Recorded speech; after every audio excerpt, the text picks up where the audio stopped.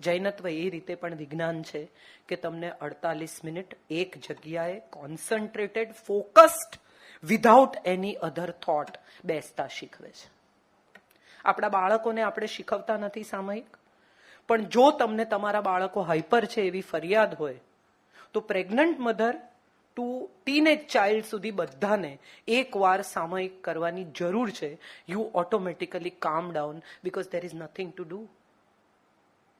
આના પછી આ છે, બસ આ સામયિક પતે એટલે હું નીકળું છું, તો ન કરશો. It's okay. કોઈ ધર્મ પરાણે કશું જ કરવાનું કહેતો નથી.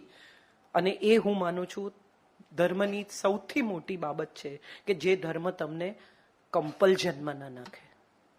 કરી શકો તો કરો, થઈ શકે તો કરો, અને તમને અનુકૂળ આવે તો કરો, તો સાચો ધર્મ. આ પાપ પુણ્યના હિસાબ આપણે આપણા બાળકને શીખવવા જઈએ ત્યારે પૂછે કે પાપ એટલે શું? નથી આપણી પાસે જવાબ. સત્ય એ છે કે પાપ અને પુણ્યનો હિસાબ નથી. તમારી ભીતર તમે ખાઈ લીધું. મને બહુ એવું થાય છે, તમને પણ કદાચ જેને થતું હશે એને થતું જ હશે. કોક દિવસ બહુ લાલચ થઈ જાય, 9-1 વાગે ખાઈ લઉં, પછી રાત્રે, પછી ગિલ્ટથી ભરાઈ જાઉં, એટલે 11 વાગ્યા સુધી હું મારી જાતને કર્સ કરું કે કેમ ખાધું, કેમ ખાધું. હું જ્યારથી પર્યુષણ વ્યાખ્યાનમાળામાં બોલતી થઈ છું, પંકજભાઈને તો ખબર છે, મેં સાંજે 7 વાગ્યા પછી ખાવાનું બંધ કર્યું છે, કાંદા લસણ છોડી દીધા છે. ત્યારે મને એક ફિલિંગ એવી આવે ને, એવું કે આ કોઈ પેલી મહાન ઘટના નથી, પણ મને એક ફિલિંગ એવી આવે કે તમે જ્યારે જે પરિસ્થિતિમાં પ્રવેશીને તમને સારું લાગે એ તમામ પરિસ્થિતિ ધ્યાન છે. ધ્યાન અવેરનેસ છે, ધ્યાન ફોકસ છે.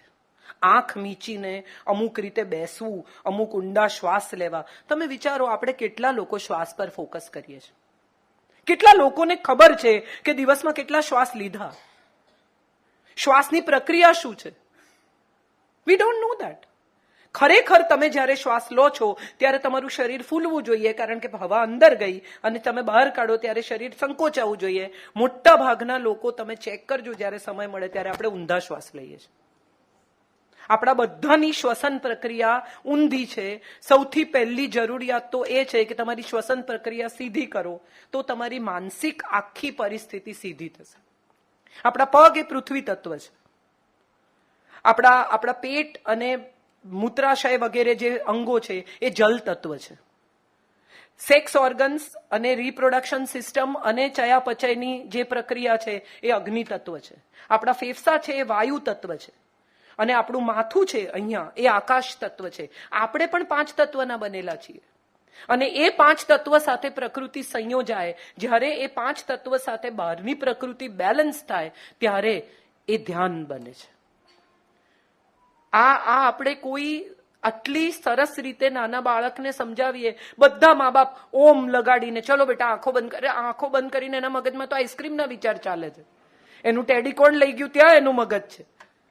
આંખ બંધ ન કરો છતાંય ધ્યાન લાગી શકે. આંખ ખુલ્લી રાખીને પણ સમગ્ર પરિસ્થિતિ સાથે સંયોજાઈને પણ તમે ફોકસ્ડ રહી શકો, તો એ ધ્યાન છે. તમે જુઓ, માં બાળકને સુવડાવતી હોય ને, આ બહુ સુંદર પ્રક્રિયા છે. કોઈ દિવસ તમે આ પ્રક્રિયા, જેણે પણ મધર્સે બધાએ કરી જશે, બહાર શું ચાલે છે, કોણ આવ્યું, કોણ ગયું, એને કાંઈ ખબર નથી. એનું સમગ્ર ફોકસ એ છે કે સૂઈ જાય. એ જે શાંતિથી, અને તમે જુઓ એને પોતાની જાતને સમેટી લીધી છે. ઘણી વાર એવું થાય, હવે આજના છોકરાઓની વચ્ચે તો માં સુઈ જાય ને બાળક જાગતું હોય, કારણ કે એણે તો એની જાતને શાંત કરી દીધી છે. એણે થપ થપ થપ થપ કરતા એને એ જે એક કન્ટિન્યુઅસ પ્રક્રિયામાં એ સુઈ ગઈ છે અને બચ્ચું જાગતું હોય. કેમ? કારણ કે માને ધ્યાન લાગી ગયું છે. એનું સમગ્ર ફોકસ એના બાળકની શાંતિમાં, એના બાળકની નિદ્રામાં છે. આપણે બધા આ પ્રક્રિયામાંથી જાણે અજાણે જુદા જુદા સમયે જુદી જુદી રીતે પસાર થયા જ છીએ. આપણને એવું સમજાવવામાં આવ્યું છે કે આમ ધ્યાન કરાય, બોડીલી આમ કરાય, મેન્ટલી આમ કરાય. એવું કંઈ જરૂરી નથી. તમે શ્રેષ્ઠ રીતે તમારા જીવન કાર્યને પૂરું કરો, એ પણ એક ધ્યાન જ છે. ડોક્ટર ઓપરેશન કરતા હોય ધ્યાન છે. મ્યુઝિશિયન મ્યુઝિક વગાડતા હોય ધ્યાન છે. માળી બગીચામાં કામ કરતો હોય તો તમે કોઈ દિવસ જોયો છે? એનું બિલકુલ તમે પાછળ જઈને ઉભા રહો તો એને ખબર ના હોય, એ ગોળ કરતો હોય તો કરતો જ હોય. એ પણ ધ્યાન છે. આપણે એવું માની બેઠા છીએ કે ધ્યાન એ કોઈ શારીરિક પ્રક્રિયા છે. ધ્યાન એ માનસિક પ્રક્રિયા છે. મન, પ્રકૃતિ, બોડી બધું બેલેન્સમાં આવે, એક લાઈનમાં આવે, એ ધ્યાન છે. જ્ઞાન, જ્યારે અવેરનેસ આવે છે તમારા બોડીની, તમને જ્યારે સમજાય છે કે આ તમારું શરીર, આપણે કોઈ દિવસ શરીરનો આભાર નથી માનતા. એ તો એનું કામ કરે ને, ખાવાનું નાખો, એની મેળે પચી જાય, એની મેળે નીકળે. આ છેલ્લી મારા હિસાબે તમે 30-35 મિનિટથી બેઠા છો, કોઈએ એવું ચેક કર્યું કે શ્વાસ ચાલે છે કે નથી ચાલતો? બંધ તો નથી થઈ ગયા ને? ના. આટલા બધા વાયુઓમાંથી ઓક્સિજન તમે સ્વીકારો છો, શરીર કાર્બન ડાયોક્સાઇડ બહાર કાઢે છે, ખબર જ નથી આ પ્રક્રિયા કઈ રીતે થાય છે.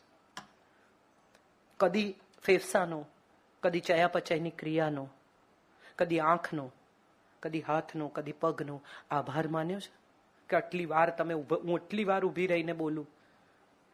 એમ I going home and telling my feet કે બહુ યાર, thank you so much, you are still allowing me to stand for 1 hour. દરેક અંગ બોલે છે, દરેક અંગ સાંભળે છે, દરેક અંગ પાસે પોતાની ભાષા છે. આપણે આ કોઈ દિવસ સાંભળતા નથી. તમારું શરીર તમને સિગ્નલ આપે. ખાવાનું નથી ભાવતું, શરદી થવાની શરૂઆત થાય તો તાળું સુકાવા માંડે, તમને અમુક પ્રકારની વીકનેસ આવવા માંડે, તમને કહે છે તમારું બોડી કે હવે હું માંદા પડીશ, ધ્યાન રાખો. તો એ પણ એક તમારા શરીર સાથે જોડાયેલી અવેરનેસ છે. એ અવેરનેસ પણ ધ્યાન છે. To listen to your body, to understand your body, to listen to your mind, to listen to your basic systems is also ધ્યાન. વરસાદ પડતો હોય અને કેટલા લોકો શાંતિથી બારી પાસે 10 મિનિટ ઊભા રહીને વરસાદ જોઈ શકે છે?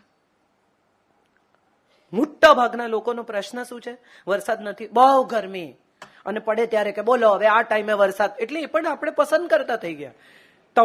તમે નક્કી કરો ત્યારે વરસાદે પડવાનું, તમે નક્કી કરો ત્યારે પ્રકૃતિએ પોતાનું કામ કરવાનું.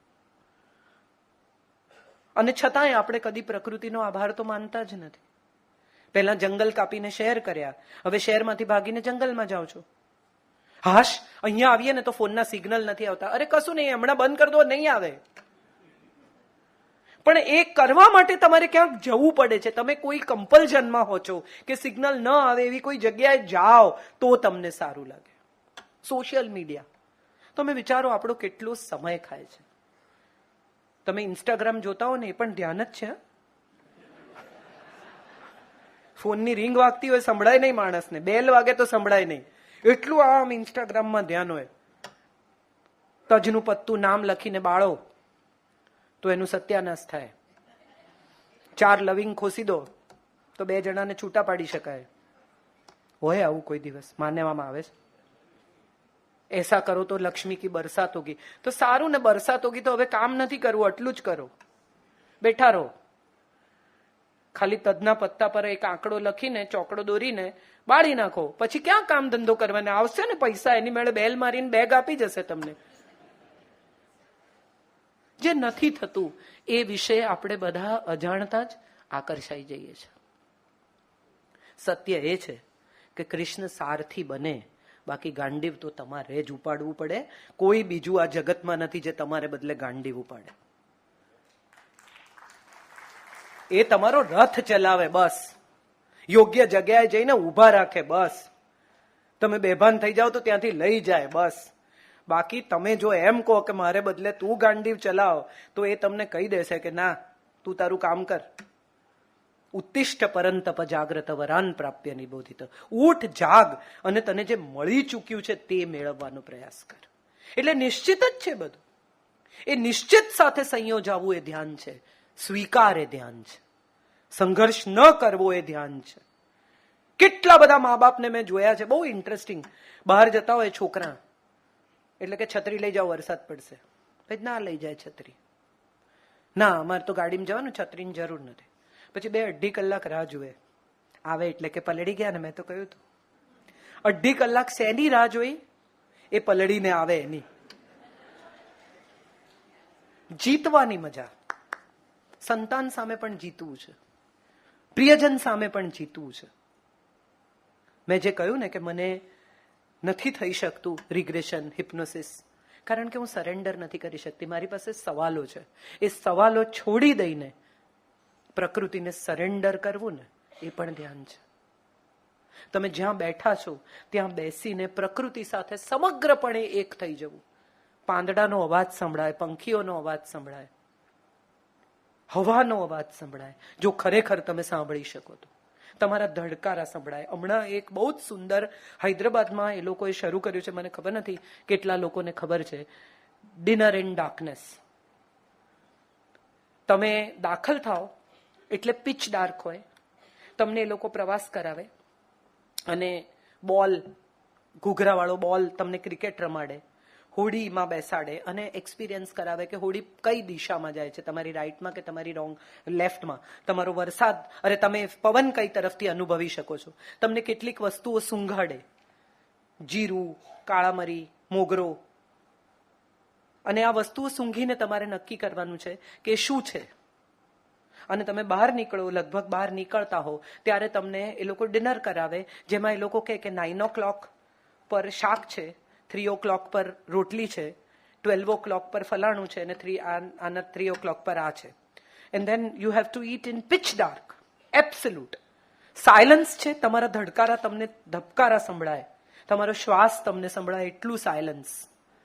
અને એ પછી તમે બહાર નીકળો ત્યારે તમને કે તમારા ગાઈડ છે એ પ્રજ્ઞાચક્ષુ છે, બ્લાઇન્ડ છે, જોઈ નથી શકતા, એણે તમને આ પિચ ડાર્કમાં પ્રવાસ કરાવ્યો. આ એક એક્સપિરિયન્સ છે.